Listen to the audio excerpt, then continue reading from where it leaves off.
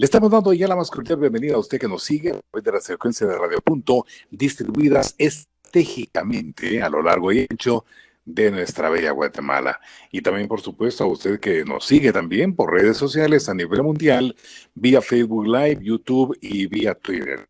Puede enviar sus comentarios, sus críticas sobre lo que conversamos el día de hoy, porque usted es parte importante de nosotros. Su punto de vista es valiosísimo y por eso en el curso del programa lo vamos revisando y los invitados también para conocer cuáles son las inquietudes de quienes nos siguen. El día de hoy tenemos un tema sumamente interesante, al menos así lo califico yo en lo personal, porque nuestros invitados nos van a hacer la campaña de un análisis sobre la perspectiva actual de la realidad guatemalteca. ¿Qué está pasando en Guatemala? ¿En qué momento las cosas cambiaron? ¿Qué intereses son los que priman actualmente dentro de la clase política? ¿Qué diferencia hay entre lo que antes se conocía como la vieja política y el populismo barato al que hemos caído en la actualidad? En fin, son temas importantes que en alguna medida sirven para que encontremos respuestas. ¿Qué es lo que queremos? Queremos respuestas del por qué las cosas han cambiado abismalmente de 20 a 30 años atrás a esta parte. Para eso le doy la más cordial bienvenida ya a nuestros invitados. Le cuento, son dos ex constituyentes. Me refiero al doctor Aquiles Fallase. Doctor, qué gusto saludarlo. Muy buenos días, buen inicio de semana. Carlos, buenos días y buenos días a todos. Y también está con nosotros el licenciado Roberto Alejos. Licenciado Alejos, también para mí es un gran gusto saludarlo. Muy buenos días, bienvenido. El gusto es mío, gracias por la invitación y un saludo ahí a Aquiles, con quien hemos estado compartiendo este tema en los últimos días. Muchas gracias. Muy bien, pues ya hecha la presentación del caso de nuestros invitados, doctor Aquiles Fallase, me gustaría conocer en un principio cómo visualiza usted la situación actual del país y la perspectiva de la realidad nacional en su conjunto. Tenebrosa, realmente tenebrosa. Uno quisiera poder ser optimista diciendo que las formalidades que se están cumpliendo, porque las formalidades de ley sí se están cumpliendo. Sin embargo, el fondo y el trasfondo de todas las cosas es demasiado dudoso qué es lo que se está pretendiendo lograr. Recordemos que incluso Venezuela respeta las formalidades de unas elecciones, de una asamblea legislativa, de cortes electas, etcétera. Y entonces el tema que nos ocupa aquí es si el formalismo de cumplir la ley es suficiente para el fondo, que es lograr el bien común.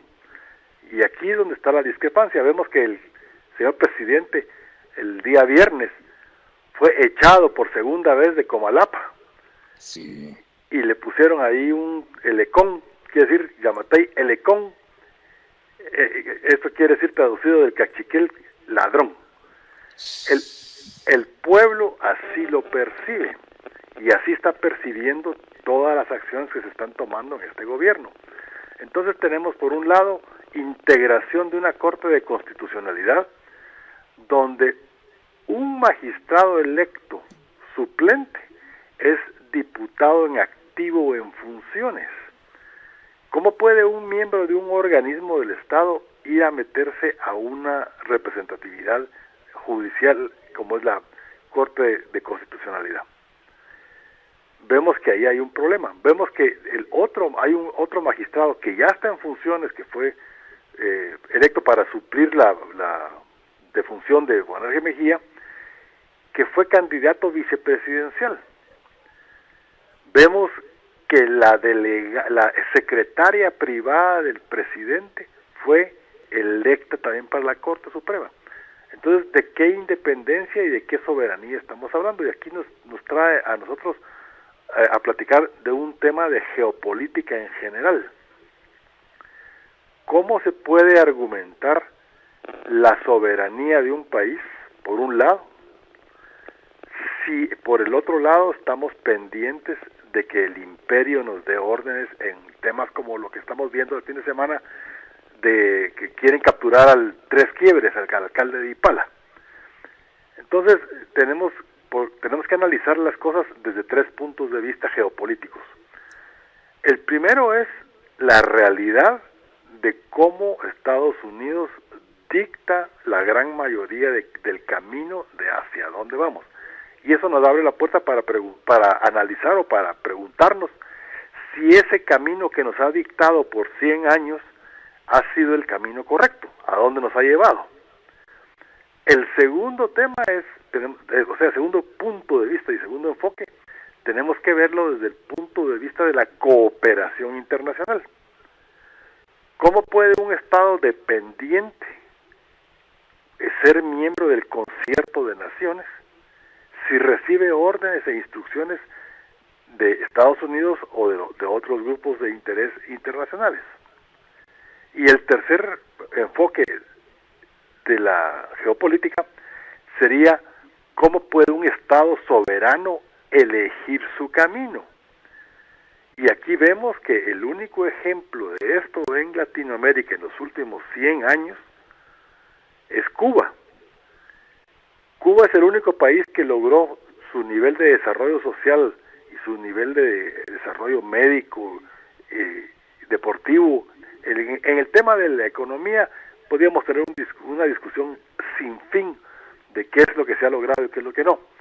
Pero en todos los demás temas es claro, contundente, que incluso ellos ya están a 2 semanas de sacar su vacuna del COVID. Y es el único país en Latinoamérica que se ha desarrollado sin las directrices del Fondo Monetario Internacional, con un bloqueo de Estados Unidos. Y esta situación la vemos repetida en el mundo, en Irán, por ejemplo. Lo vemos repetido en Siria, en el caso un caso más parecido a Guatemala. Siria, una intervención directa de potencias. Y entonces nos encontramos aquí nosotros en Guatemala como que si fuéramos el jamón del sándwich. Por un lado, vemos que Rusia quiere implementar su potencia en Centroamérica y lo viene haciendo a través de dos ejes. La minería, porque usted conoce las minas que hay en Guatemala rusas, y el apoyo que está haciendo económico que da a los gobiernos en una forma un poquito más solapada. Y ahora con la ofensiva de la vacuna Sputnik, que para colmo de males es la mejor del mundo. Sí. Entonces quiere decir que Guatemala se encuentra inmersa en una situación donde no hay ni autonomía ni visión propia a dónde vamos. Todo se ha convertido en una guerrita, en una chamusca de esquina de barrio, donde la ideología de derecha, de izquierda va y viene y va y viene, y entonces ahora vemos que los grupos que están en el poder están convencidos ellos de que reconquistaron la Corte de Constitucionalidad y que ahora sí se van a poder hacer un montón de cafradas. Eso está por verse todavía. Eso vamos a ver si en los mensajes que el Departamento de Estado de Estados Unidos estuvo mandando de que estaba preocupado por esas elecciones, al final se concretan en algo. Porque desafortunadamente nosotros no estamos en la capacidad, ni como pueblo ni como gobierno, de resolver nuestros propios problemas. Y si no, mirémoslo en la migración. La expulsión de gente de Guatemala y que la economía de Guatemala dependa de las remesas es el simple hecho, es la bandera y el símbolo del fracaso como Estado para proveer bienestar a los ciudadanos. Pues muy valioso su aporte, doctor Fayase. Ahora, licenciado Roberto Alejos, desde su perspectiva, ¿cuál es la realidad del país actualmente? Bueno, buenos días de nuevo a todas y a todos, y gracias de nuevo por la invitación. Quisiera empezar, por la realidad guatemalteca, y es que hay un tema sumamente importante, el licenciado e ingeniero Aquiles Fayase lo mencionó, y es el tema de la situación económica del país, que eso no podemos dejarlo a un lado. Yo todavía me hago la pregunta, ¿nos mantienen como un país pobre, sumiso realmente a problemas sociales, económicos fuertes, con problemas de salud, educación, etcétera, etcétera, a propósito, para que la población no le preste atención a los problemas políticos y a los temas de poder? Pareciera que sí, porque hacemos de todo para mantener al país pobre y no le importa a la clase política y especialmente a quien está gobernando, al gobernante de turno, que la población sepa, los acuse y grite que es un gobierno, un Estado corrupto. Seguimos haciéndonos la pregunta, ¿en dónde está el dinero? La gente sigue preguntándose qué pasó con esa danza de millones que se autorizó, esa enorme cantidad de préstamos que se autorizó el año pasado, sobre el presupuesto que había, porque no teníamos un presupuesto, se trabajó sobre el presupuesto que existía y a ese presupuesto se le agregaron esos enormes y únicos préstamos en la historia de este país. No nos habíamos endeudado nunca tanto. No se volvió a aprobar presupuesto para este año y sobre ese presupuesto se hace lo que en Guatemala conocemos como un chapuz, y hay hasta declaraciones entre el gabinete y el ministro de Finanzas diciendo que no tuvo que ver en lo que se presentó como proyecto de modificación del presupuesto del año pasado para poder ejecutarlo este año. De manera que mientras que el pueblo tenga hambre, la tasa de desempleo sea siendo enorme, tengamos los peores programas de salud, las peores condiciones de salud en todo el continente latinoamericano, peores que en Haití, lo que nunca hubiéramos creído, mientras la educación sea lo que es en Guatemala, una ausencia total de educación y un sistema que con la pandemia se vino a descubrir que estamos en lo peor de lo peor. Mientras el país tenga tantos problemas, la población no va a participar políticamente, y mientras la población no participe políticamente, vamos a tener gobiernos que se dediquen a saquear el Estado. Vamos a seguir teniendo funcionarios que lo que hacen es enriquecerse, servirse en lugar de servir. Y eso es lo que está sucediendo y tiene al país como uno de los peores países de la región. Tenemos un sector privado fuerte, económicamente fuerte, un sector privado estable, un sector privado que logra mantener la estabilidad de la moneda, un sistema bancario que gracias a los préstamos que el sistema bancario le hace al mismo gobierno se mantiene fuerte a costillas del propio pueblo y de los propios impuestos, y eso hace ver como que el país fuera un país próspero, precioso, porque si vemos la ciudad capital, no vemos los grandes defectos de la ciudad capital en materia de agua, salud, transporte, basura, etcétera, etcétera, porque es una ciudad preciosa, linda. Y vemos, digamos, otras ciudades que en sus partes turísticas totalmente abandonadas, pero seguimos promoviendo el turismo interno porque sabemos que el turismo externo no va a venir a un país con una fama de inseguridad, producto de esos asesinatos a mujeres, a niños y niñas, que últimamente han sido más fuertes de lo de costumbre, con fuertes acusaciones de acoso sexual en diferentes partes del Estado y con una red de narcotráfico y de crimen organizado sumamente fuerte, en donde ya vemos como algo común lo que mencionaba el ingeniero Fayase, el licenciado Chris Fayase, de que los Estados Unidos pide la extradición.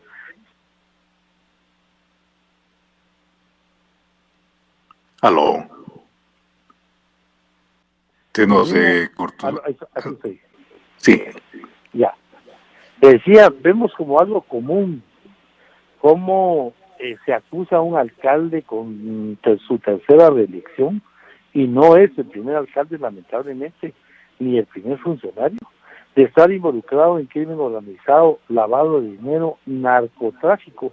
Es decir, nos estamos dando cuenta qué es lo que pasó, que simplemente la clase política fue suplantada por una nueva clase de oportunistas que están viendo el Estado como un botín y financiados en su mayoría por ese crimen organizado, por el narcotráfico y por las fuerzas oscuras.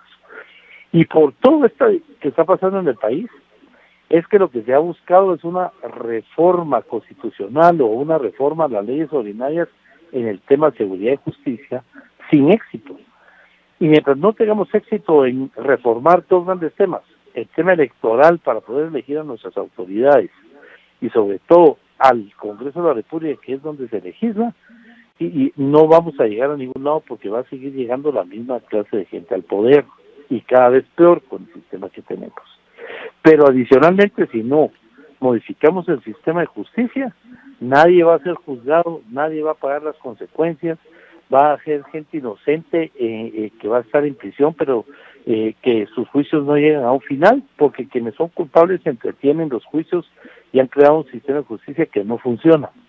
Y como el sistema de justicia no funciona, los funcionarios siguen robando, siguen cometiendo actos de ilegalidad, violando la Constitución, con mucha libertad y sobre todo con mucha impunidad. A eso se debe que hoy tenga sumamente importancia la elección de las Cortes y sobre todo la elección de la Corte de Constitucionalidad y la injerencia, digámoslo de una manera, la opinión, o por qué no decirlo, el propio Estado acepta los convenios a cambio de la ayuda que el gobierno de Estados Unidos ofrece, acepta convenios con condiciones que después no cumple. Y al no cumplir esas condiciones, le abrimos la puerta al gobierno de Estados Unidos para opinar sobre temas que ofrecimos hacer y no hacemos. Esta mañana estamos conversando con nuestros invitados, doctor Aquiles Fayase y licenciado Roberto Alejos, ambos ex constituyentes, sobre la realidad nacional. Ahora, doctor Fayase, hay una pregunta que surge de lo importante que ustedes han planteado en la primera parte del programa.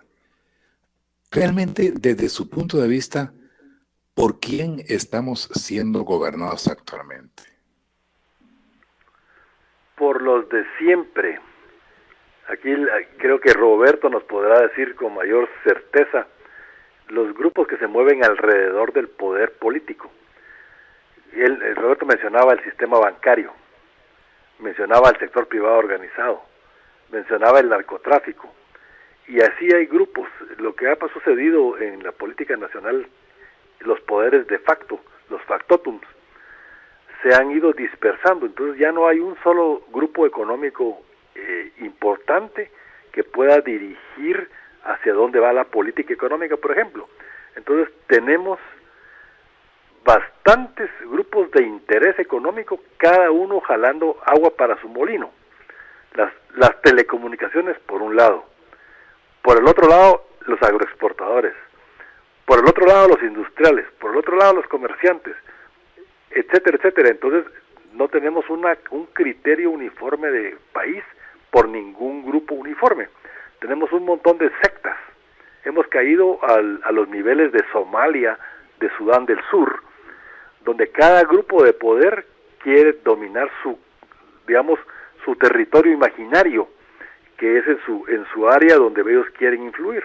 Y esto lo vemos con el nombramiento del actual ministro de Finanzas, por ejemplo, y con el nombramiento eterno del nombramiento de los ministros de Economía por los grupos de los privados organizados, del sector económico. Sí. Sin embargo, el año pasado vimos una ruptura importante en lo que es el sector bancario, porque el gobierno decidió ir a pedir prestado al Banco de Guatemala. Esto es el camino que debería seguirse siempre, y Roberto podrá confirmar que el espíritu constituyente era ese, precisamente, que el gobierno se financiara del Banco Central. No hay muy pocos países en el mundo donde el gobierno se financia de los bancos privados. Vea el caso que sucedió el viernes, entre viernes y sábado, que al presidente de Estados Unidos, Joe Biden, le autorizaron una cantidad sin precedentes, 1.900.000 millones. Si eso se traduce en inglés, las cifras que ellos usan es 1 trillón, casi 2 trillones. Lo que pasa es que al traducirlo al español se usa la palabra billón y se pierde la dimensión de la cantidad. ¿Y esto de dónde viene?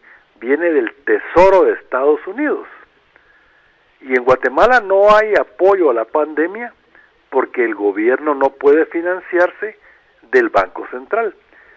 Y ese fue uno de las cosas del espíritu constituyente que se destruyeron en la reforma de 1993, que es, regresando a la pregunta original de quiénes nos están gobernando, en aquel entonces el sistema bancario, que era muy débil, vio la oportunidad de fortalecerse a tal nivel con una reforma constitucional que hoy en día, si usted analiza y sabe leer los estados financieros del sistema bancario en general, usted mira que 1 de cada 2 quetzales que el banco tiene, que el banco maneja de suyo y mío, porque son los quetzales del banco, no son de ellos, son suyo y mío. Sí. 1 de cada 2 quetzales se lo prestan al gobierno en bonos del tesoro del gobierno de Guatemala. Entonces, el sistema bancario, aquí sí contradigo a Roberto, no le presta dinero al sector empresarial general.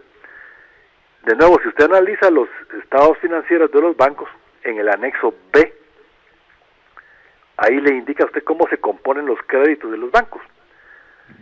Los primeros 35 deudores, o sea, quiere decir, los 35 socios del banco, se llevan el 85% del dinero.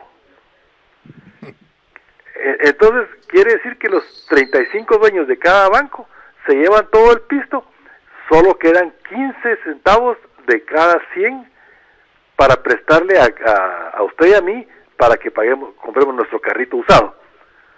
Entonces, no hay, aquí sí contradigo directamente, no hay participación real del sistema bancario en lo que es el desarrollo nacional. Sí se desarrollan las grandes industrias y las grandes empresas porque a la vez son accionistas de los bancos y entonces captan el dinero del mismo banco. Ese es un grupo de poder muy, muy importante. Otro grupo de poder muy importante son las telefónicas. Veamos cómo las telefónicas en el gobierno de Otto Pérez se les dio usufructo vitalicio gratuito de las frecuencias, cuando en Estados Unidos hace 2 semanas se licitó la banda 5G. ¿Y sabe cuánto reunieron? Reunieron $1.800.000 de dólares, casi lo mismo que el paquete de ayuda del COVID.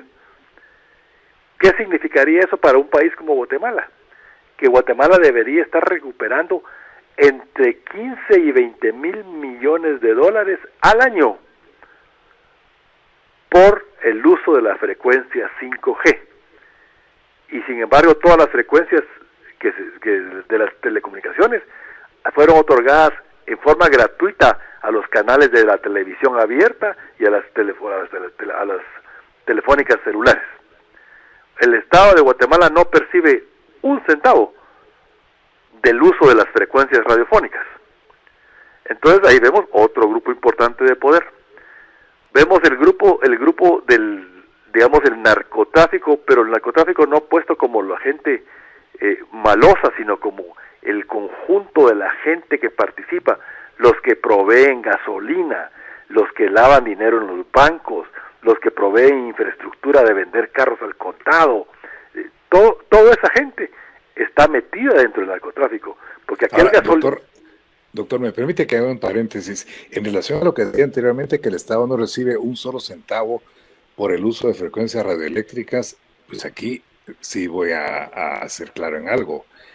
El Estado sí recibe dinero, porque la SIT, Superintendencia de Telecomunicaciones, subasta las frecuencias, y las empresas, los empresarios interesados, pues pagan a muchos millones de quetzales al Estado para poder tener el derecho a la utilización de esas frecuencias. Usted me está hablando del sistema previo a la época de Otto Pérez, donde las frecuencias eran subastadas y asignadas, como es el caso de su Digna Radio, que ellos tienen la frecuencia de muchos años y efectivamente pagan dinero.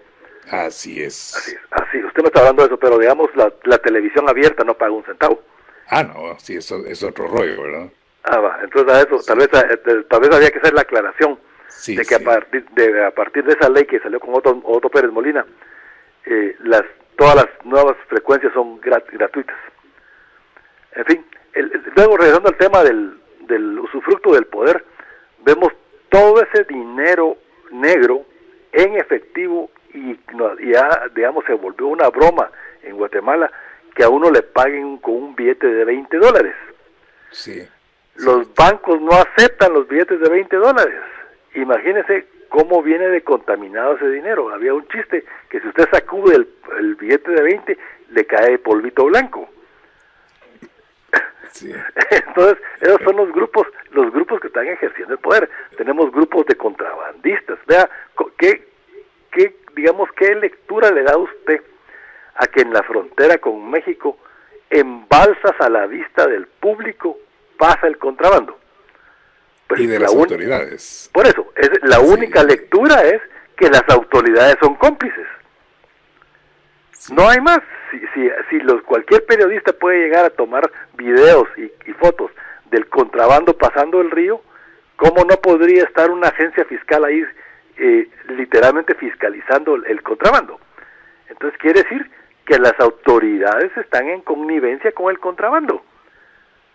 Y entonces usted mira que los grupos de poder reales no son los que ejercen el poder político, digamos, como personas visibles.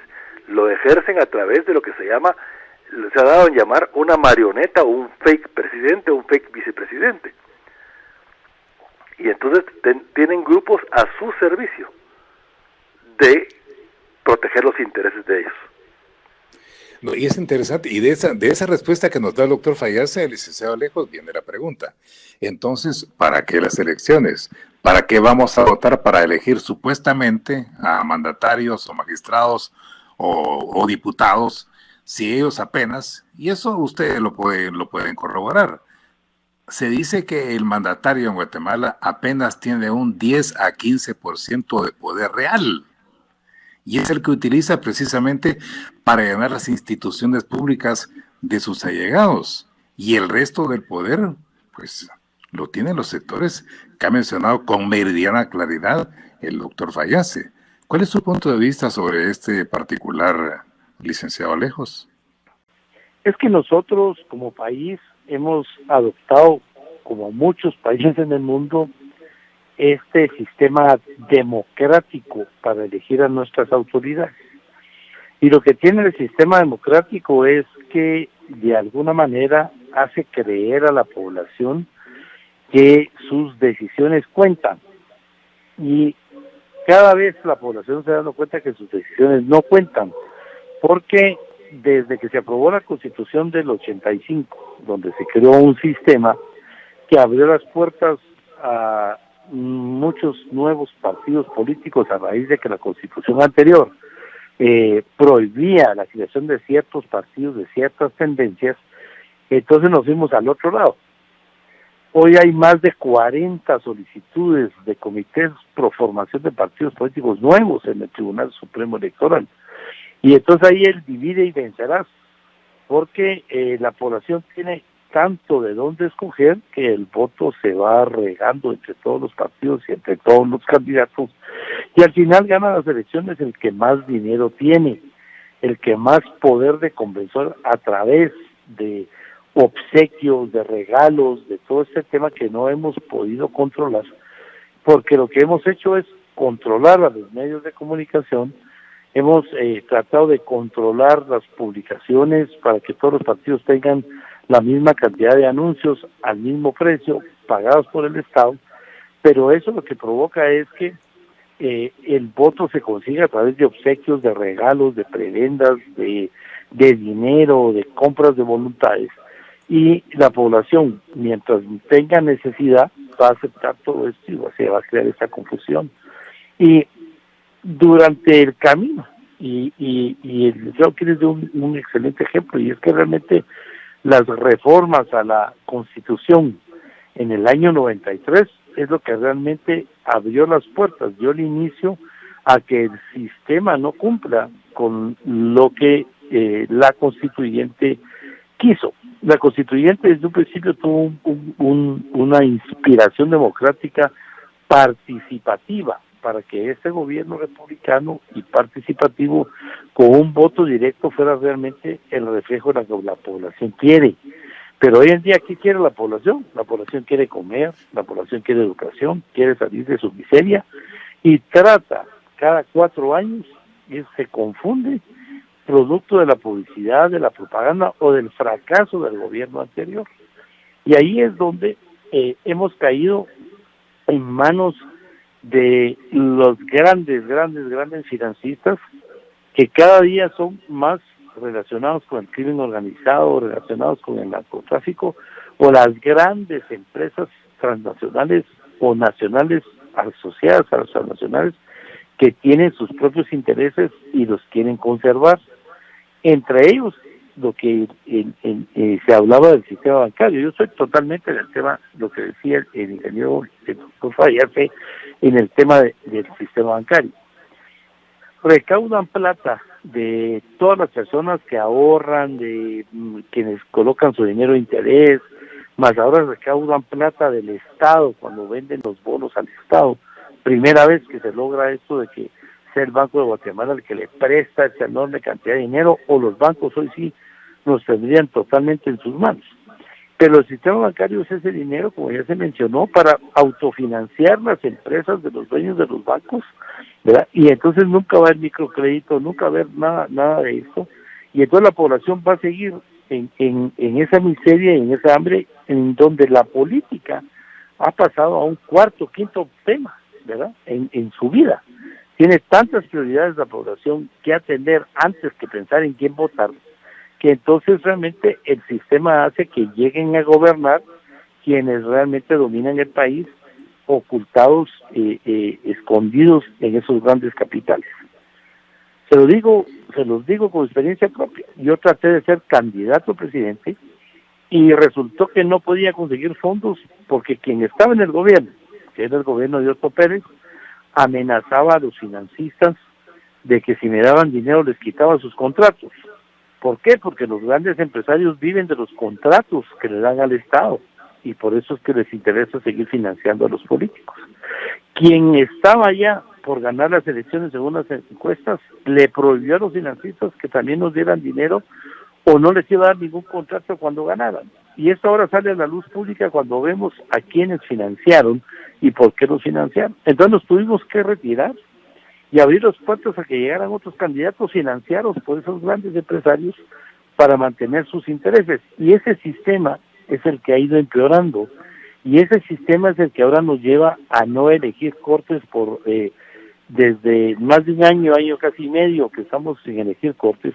Ese sistema nos lleva a esta elección que tuvimos de corte de constitucionalidad, donde no se cuestiona quiénes llegaron en el sentido de si son capaces como personas o como abogados, sino a quién representan y cómo fue que llegaron a ese lugar. Y por eso es que vemos las declaraciones del gobierno de Estados Unidos de decir, seguimos preocupados por la transparencia, porque la transparencia no está entre los requisitos formales, como ya se mencionó antes, sino que está en los requisitos que la sociedad ahora exige ante la desconfianza que existe en un gobierno que no ha dado la más mínima muestra de confianza.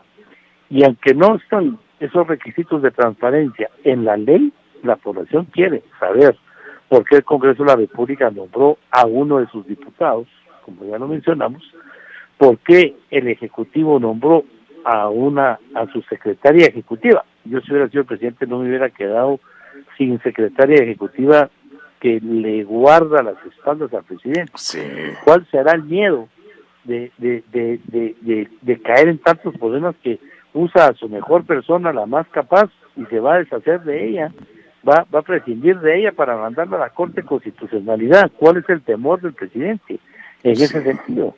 El Congreso de la República nombra a quien los ha protegido en la Corte Suprema de Justicia, para que ya los protegió ahí, ahora los pueda proteger en la Corte Constitucional. Pero eso es una cadena, producto de un problema tras otro problema tras otro problema. ¿Y cuál es el peligro? Aquí, tarde o temprano, lo que pasa es que hay una desunión terrible, producto de la inestabilidad social y de los problemas económicos, pero tarde o temprano va a haber una recomposición de la gente más pobre, campesinos e indígenas, y tarde o temprano se va a dar la revolución que se dio en Venezuela, que se dio en Cuba, y no va a ser producto de la gente de izquierda como nos acusan, sino va a ser producto de no querer hacer los cambios y querer seguir manteniendo el poder.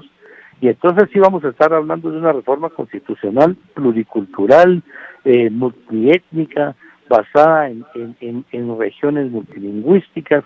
Todo lo que tienen temor de que llegue se va a dar tarde o temprano producto de querer conservar el poder que tienen y de tener disfrazado un sistema democrático que realmente no funciona, porque la población vota por el menos peor. Siempre dijimos no ganó Yamatei, perdió Sandra Torres, porque fue el voto anti-Sandra. No ganó Imi Morales, sino fue la clase política la que perdió, que fue el voto antipolíticos. Entonces no votamos por el que queremos, sino para evitar que llegue el que no queremos. Y ese sistema es el que ya colapsó, ya fracasó, y que nadie lo quiere componer, y que nadie logra la unidad para componerlo, y que tarde o temprano lo vamos a pagar componiendo a la fuerza, y eso sí no va a ser nada bueno y productivo. Sí, esos son mis temores también, licenciado Alejos. Ahora, licenciado Alejos, siempre en esta línea de lo que usted menciona, ¿qué es lo que no entienden los sectores de poder que tienen secuestrado literalmente al Estado guatemalteco? Porque desde el año pasado, funcionarios del gobierno del presidente Trump y hoy, este año, funcionarios del gobierno del presidente Biden advierten, somatan la mesa, como se dice coloquialmente. Pero estos sectores entronizados en el poder guatemalteco desoyen los llamados. Y lo vemos precisamente con la conformación de la nueva CC, que a pesar de que se pedía transparencia, idoneidad, capacidad en la designación de los magistrados para esta alta corte, pues cada sector involucrado hizo lo que quiso, a su sabor y antojo.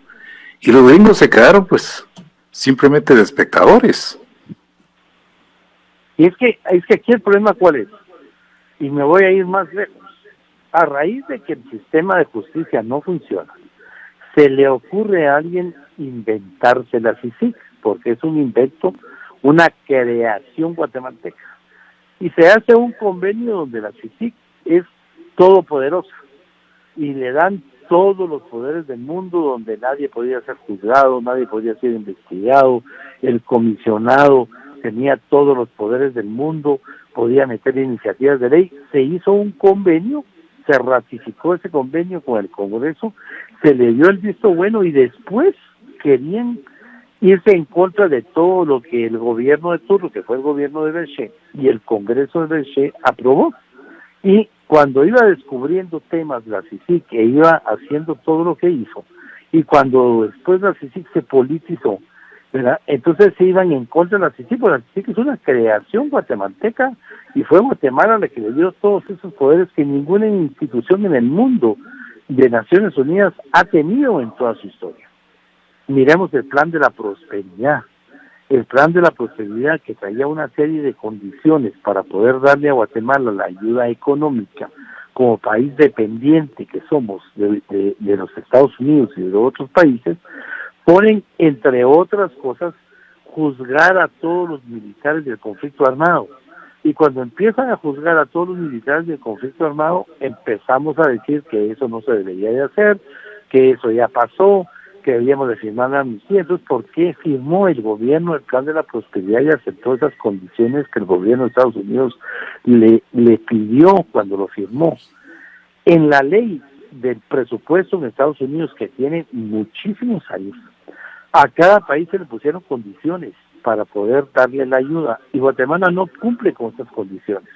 No se le ha pagado a la gente de Chipsoy cuando la quitaron de sus tierras, no hemos cumplido con todos los convenios laborales que aún está esperando la OIT que cumplamos, no estamos cumpliendo con una serie de leyes, normas, reglamentos y sobre todo con los tratados de derechos humanos, y entonces el gobierno de Estados Unidos se puede dar el lujo de decirles: ustedes no cumplen con lo que firmaron, ustedes no cumplen con lo que aceptaron, y entre esas cosas aceptamos ser un país que va a ser transparente ante todos sus actos, y no lo somos. Y entonces eso le da al gobierno de los Estados Unidos, al país más poderoso del mundo, hoy por hoy, a pesar de la competencia fuerte de la Unión Soviética y de China, solo la cercanía con Estados Unidos lo hace el socio más grande. y el socio más importante, más el tema migratorio, el gobierno que mantiene a ese país porque legal o ilegalmente recibe a las y los guatemaltecos que por necesidad migran para allá, y ahora dependemos de sus divisas para poder sobrevivir. Y entonces les da ese derecho de poder decir, estamos preocupados por la falta de transparencia, estamos preocupados por la forma en que están eligiendo, estamos preocupados porque no se cumple con juzgar a los militares del conflicto armado, estamos preocupados porque no cumplen con todos los requisitos del plan de la prosperidad y todos los requisitos que la ley de presupuesto de Estados Unidos para ayudar a otros países están. Y entonces nosotros mismos hacemos lo que después no queremos que se haga. Vemos ahorita cómo se mete un antejuicio contra la magistrada Gloria Porras porque fue reelecta en la Universidad de San Carlos, después de que hemos estado hablando por años de que los antejuicios y los amparos y los recursos tienen paradas las cortes y tienen parada la toma en posesión de la Corte de Constitucionalidad, pero como a esta magistrada no le gusta a un sector, ese sector hace lo mismo que ha criticado a los otros sectores que hacen. O sea, entramos en ese juego de cada quien vela por sus intereses y no por los intereses de la nación. Empezando por ese tema, administración de justicia, una justicia pronta y cumplida, y un sistema electoral que nos permita que haya más y mejor participación ciudadana para poder regresar a la verdadera clase política y no a esta clase de personas financiadas por los grandes empresarios, el crimen organizado y el narcotráfico, que no van a cambiar el país porque les conviene que el país se mantenga de esta manera para ellos poder seguir haciendo dinero.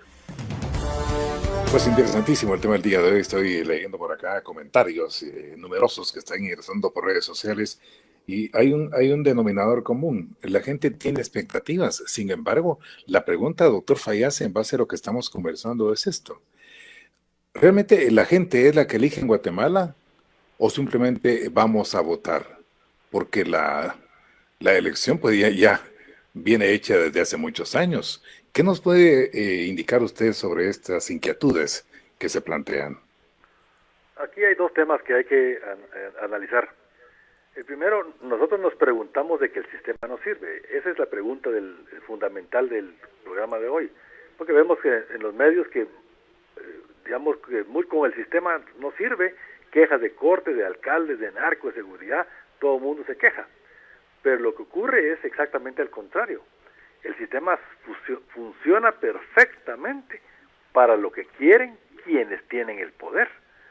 Por eso no cambian una coma.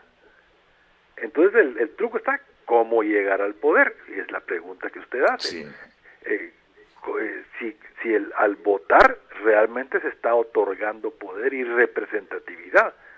Y es aquí donde está la duda seria de cómo hacemos para que quien llegue y cuando yo digo poder, estamos hablando desde los síndicos, concejales, alcaldes, diputados, presidente y vicepresidente. ¿Cómo hacemos para que los que lleguen a esos puestos tengan una representatividad fundamental? Es decir, que usted y yo podamos sentirnos confiados de que esa persona, nosotros lo votamos y él sabía que nosotros lo votamos porque queremos que se logre algún fin específico. Y aquí lo mencionó Roberto al mero principio de la entrevista. Y ese es un tema que hemos coincidido 100%. Mientras no haya una reforma política profunda, no van a cambiar las cosas. 40 partidos en proceso de inscripción nos van a terminar dando 25 candidatos.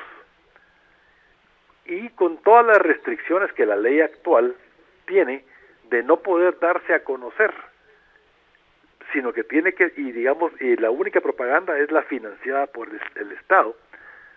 Eso tenía un espíritu distinto al que lo terminaron haciendo, como lo acabo de hacer con la observación, de que no le van a cambiar una coma, porque entonces el poder que tiene el Tribunal Supremo Electoral va a decidir a quién le da los mejores tiempos para promocionarse. Y se convierte esto en el Chucho persiguiéndose la cola eternamente hasta que Chucho se maree y se desmaye. ¿Sí?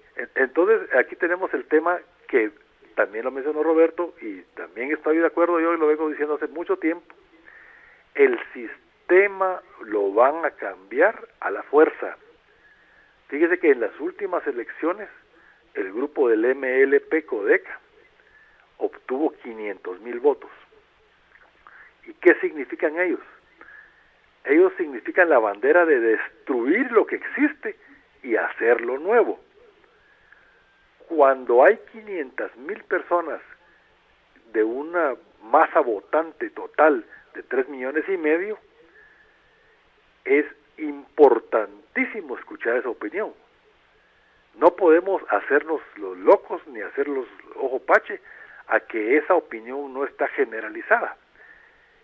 Y vemos que esos 500,000 votantes, ya que podríamos llamar antisistema, ahora están declarando non grato al presidente en sus territorios.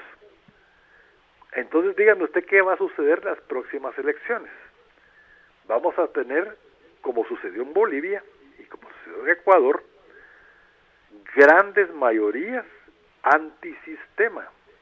Y esto lo que van a dar lugar es a un cambio violento y un cambio interesado en ciertos puntos de destrucción del sistema como sirve. Y es aquí la miopía del sector privado interesado, del sistema bancario, de la población que, digamos, no le ponen mucha atención, que se van a venir cambios que a ellos no les van a gustar y no les van a convenir. Yo lo que digo es esto: un empresario puede ser billonario, puede tener 1,000 millones de dólares, no de quetzales, pero esa fortuna, ¿dónde se hizo? Se hizo en Guatemala. 8 de cada 10 dólares que esa persona tenga están en Guatemala. Por mucho dinero que tenga en el exterior, de todas maneras no puede tener el estilo de vida que tiene en Guatemala. Y eso es lo que tienen que cuidar. Las clases que tuvimos la oportunidad de ir a la universidad, las clases que tenemos la oportunidad de expresarnos, lo que tenemos que hacer es promover un cambio real, pacífico, en una evolución, no en una revolución. Y es aquí el tema: ¿cómo hacer para que el grupo de poder, que ahora incluye todos los organismos, se permita y se logre una reforma electoral? Y siempre con Roberto, que platicamos del tema, ponemos el ejemplo de cómo llegamos los constituyentes a la Asamblea Nacional Constituyente del 84. Llegamos únicamente porque el sistema decidió limpiarse a sí mismo. Sin esa decisión política de limpiarse con el sistema a sí mismo, no vamos a ningún lado. Esto es como el caso del alcohólico, que tiene que decidir un día dejar de chupar, ir a Alcohólicos Anónimos y curarse el hígado. En ese punto estamos.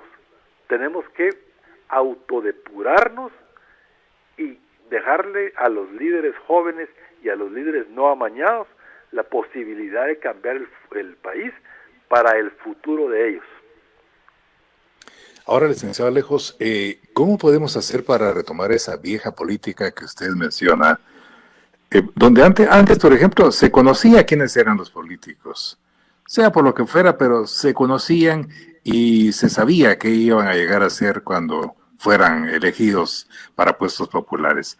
Sin embargo, hoy no, hoy prevalece un populismo barato, donde cualquiera, si tiene el financiamiento necesario, puede llegar a presidente de la República.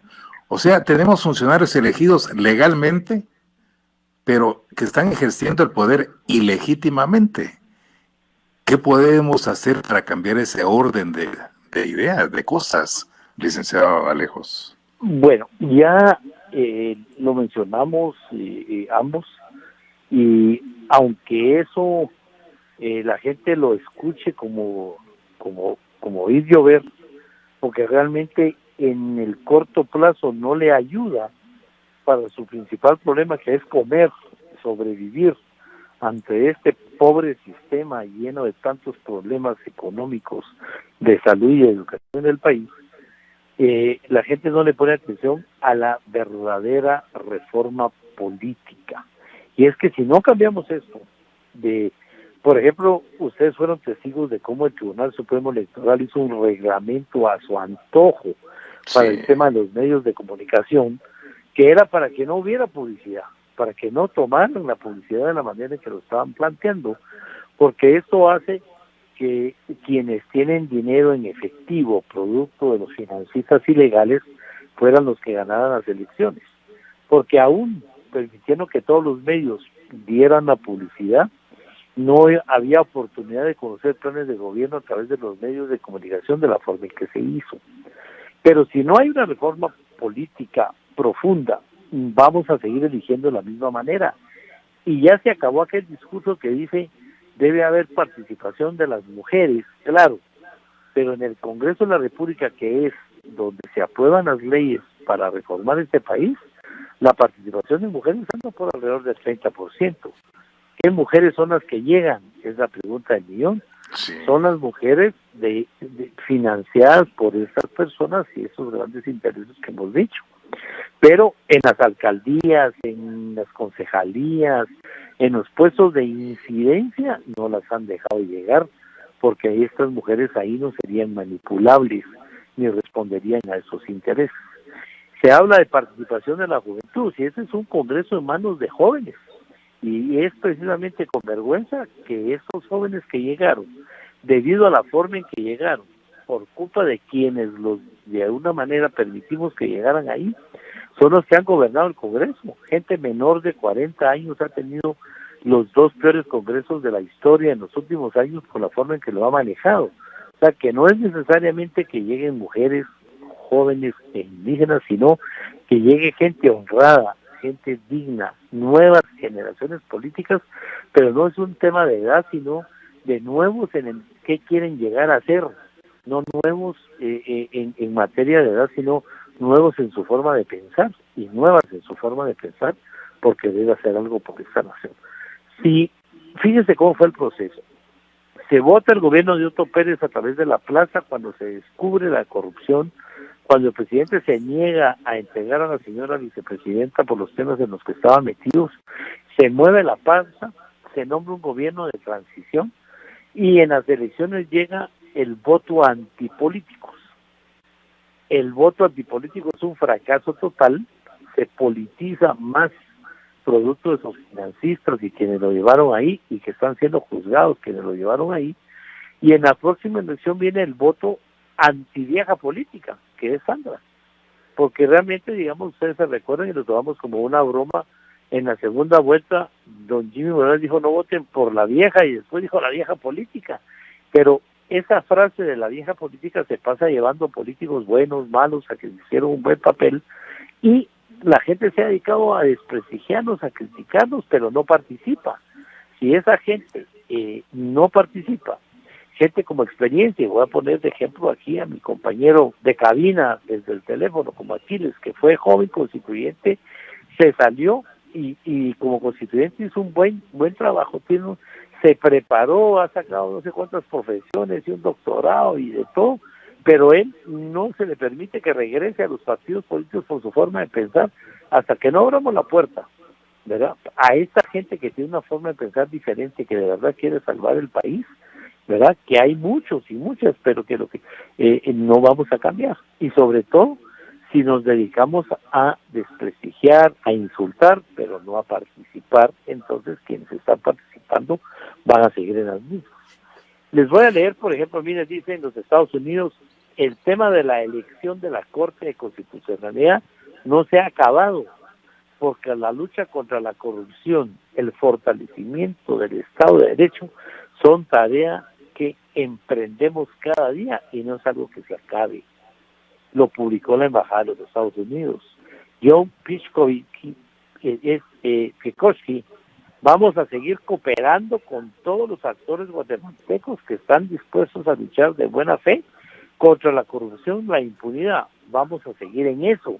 Es decir, que todos los grupos que apoyaron desde un principio, la CICIG, que apoyaron desde un principio las reformas constitucionales, que han estado enjuiciando a los militares del conflicto armado, van a seguir recibiendo el apoyo del gobierno de los Estados Unidos a pesar de la guerra que se les ha hecho y la lucha que se ha hecho contra ellos, según sus propias declaraciones. Seguimos preocupados por la transparencia en la elección de la Corte Constitucional, dada la importancia de dicha Corte para la democracia de Guatemala. Es fundamental que los nuevos magistrados se ganen la confianza pública y respalden el Estado de Derecho.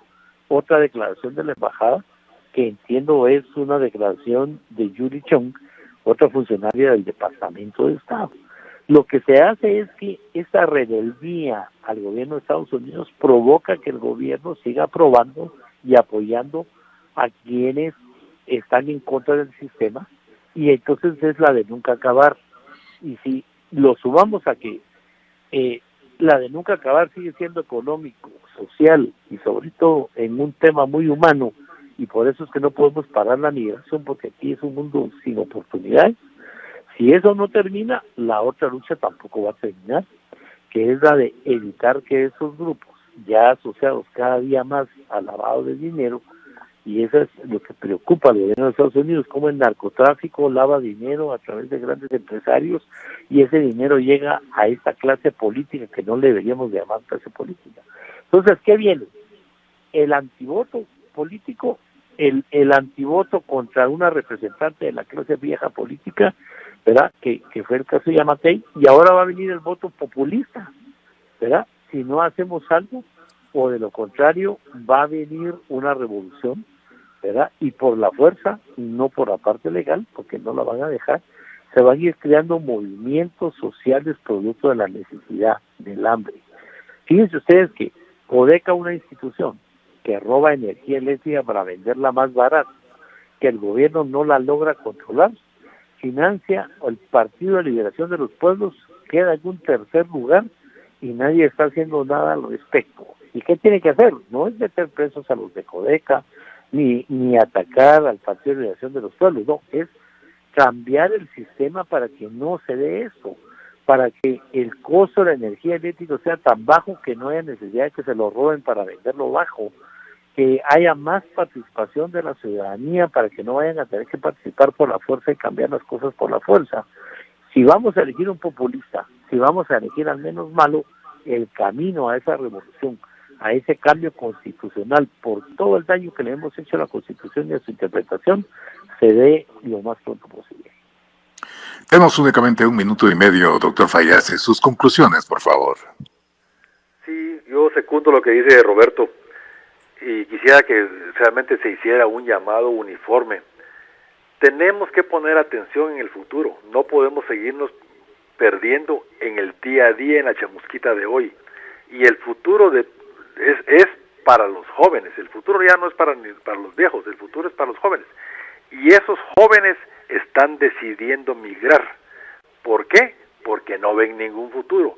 Entonces, lo que tenemos que hacer de inmediato es empezar a cambiar, porque esto no se cambia de un día para otro, empezar a cambiar para que en una generación los jóvenes tengan incentivo de estar en Guatemala. Mientras sigamos expoliando el sistema, como dándoles bolazos al caballo en medio del desierto sin darle agua, un día se nos va a caer en medio camino y ese día va a ser la tragedia nacional. Vamos a revertir todo el logro que se ha hecho en los últimos 100 años, vamos a caer de nuevo, como ya estamos cayendo, en un gobierno autoritarismo, un gobierno que no da cuentas, un corrupto, y esto al final de cuentas a la población le termina hastiando a tal punto que lo que viene es una revuelta social, y eso es lo que tenemos que poder evitar. La revuelta social debe darse en orden y debe darse en progreso de las grandes mayorías.